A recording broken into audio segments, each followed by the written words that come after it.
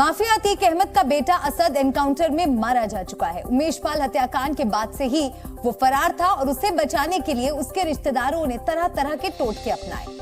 दावा है कि असद को बचाने के लिए तंत्र मंत्र का सहारा लिया गया। अतीक की बहन आयशा के घर तंत्र क्रिया की गई। इसके अलावा बकरे की कुर्बानी भी दी गई। बताया जा रहा है कि असद की मंगेतर मनसा ने एक बकरे की कुर्बानी दी और उसे गरीबों में बांट दिया। मनसा और असद का निकाह होने वाला था, इसीलिए वो अपने मंगेतर को बचाने की कोशिश कर रही थी, पर मनसा का तंत्र मंत्र बेकार चला गया और कई दिनों तक बचने की कोशिशों के बाद 13 अप्रैल को असद एसटीएफ के साथ एनकाउंटर में मारा गया।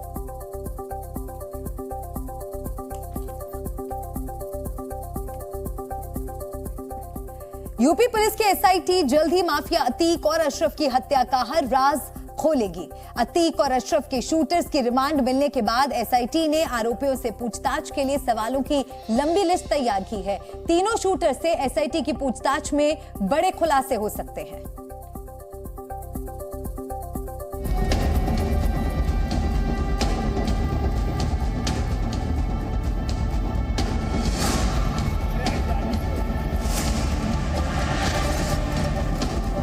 माफिया अतीक अहमद और अशरफ की हत्या का राज खुलने वाला है।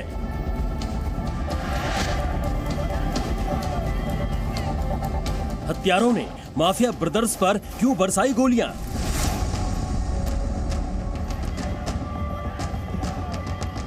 अतीक अशरफ के हत्यारे बोलेंगे, हर राज खोलेंगे।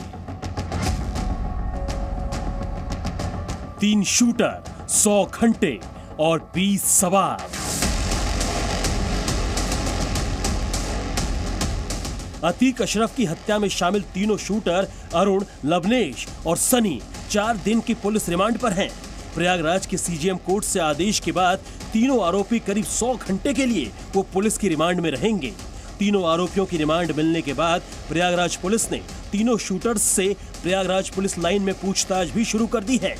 पुलिस के आला अधिकारी तीनों से एक-एक कर सवाल जवाब कर रहे हैं। सवाल पूछने वालों में deputy commissioner crime Satish Chandra, ACP Satyendra Tiwari और इंस्पेक्टर ओम प्रकाश शामिल हैं। आप तस्वीरों में देख सकते हैं कि पुलिस लाइन के ये सामने वाले कक्ष में तीनों आरोपियों से एक-एक करके पूछताछ की जा रही है। कई ऐसे सवाल हैं जिनको लेकर एसआईटी तमाम जवाब जो है वो तलाशने की कोशिश कर रही है।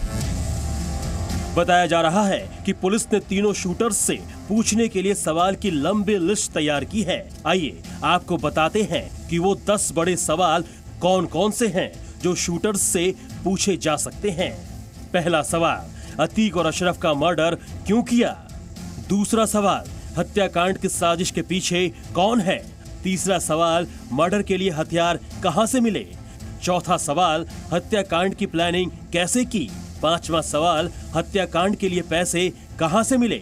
छठा सवाल, हत्याकांड की प्लानिंग में कौन कौन शामिल है? सातवां सवाल, हत्या करने के बाद क्यों भागे नहीं? सरेंडर क्यों किया? आठवां सवाल, क्या अतीक और अशरफ से पहले कभी मिले थे? नौवां सवाल, साजिश में किसी नेता या कारोबारी का हाथ है?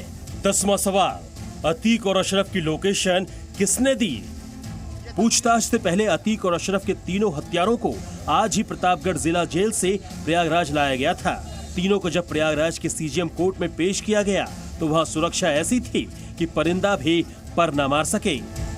आप तस्वीरें देखिए, कितनी सुरक्षा का थ्रेट था और यहाँ पर कोर्ट परिसर के अंदर जहाँ पर सुनवाई चल रही थी वहाँ पर भारी संख्या में आरएएफ के जवानों को लगाया गया था।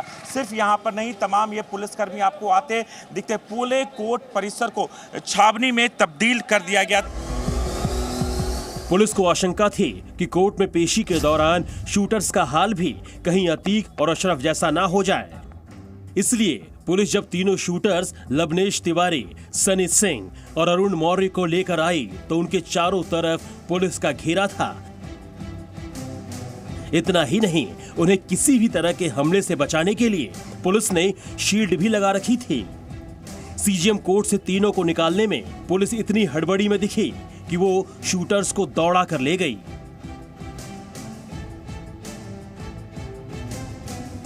पुलिस को अतीक और अशरफ के हत्यारों की 4 दिन की रिमांड तो मिल गई।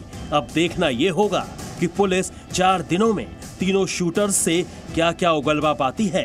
पुलिस को तीनों शूटर्स के मोबाइल की भी तलाश है ताकि पता लगाया जा सके कि आखिरी वक्त में ये तीनों किन लोगों के संपर्क में थे।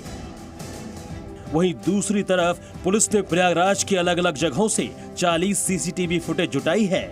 पुलिस प्रयागराज जंक्शन से कोलबिन अस्पताल तक की इन 40 फुटेज की भी बारीकी से जांच कर रही है। विशाल रघुवंशी और राजू राज के साथ ब्यूरो रिपोर्ट, जी मीडिया। जी न्यूज़।